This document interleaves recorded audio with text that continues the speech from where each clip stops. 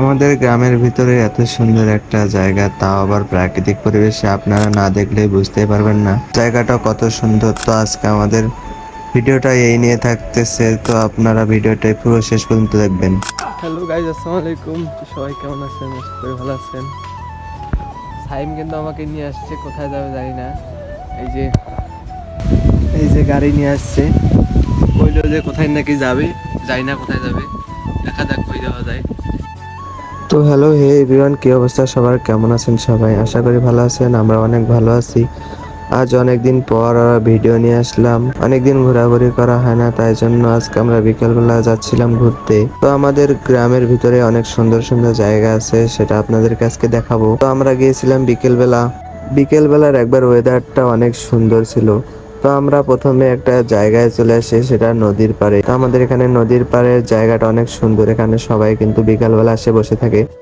আর আমরা গিয়েছিলাম আজকে, আসার সাথে সাথেই কিন্তু আমরা ছবি তোলা শুরু করে দেই। তো ছবিগুলো অনেক সুন্দর ছিল।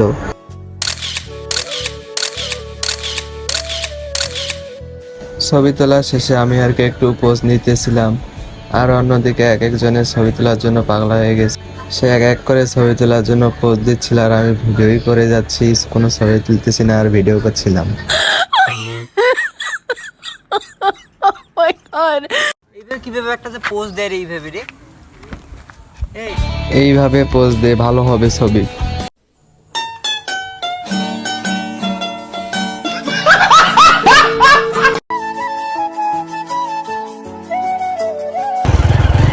কাকু বুড়ি দে।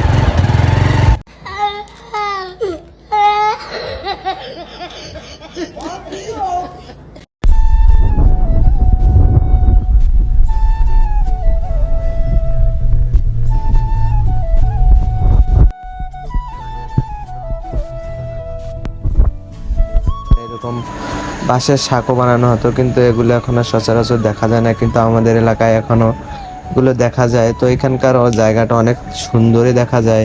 তো আমরা এখানেও আসছিলাম ঘুরতে, ঘোরাঘুরি শেষ করে আমাদের মেইন জায়গায় চলে আসছি আমরা। এইখানে মূলত নিচ দিয়ে ক্যালেন আছে আর উপর দিয়ে পানি যায়।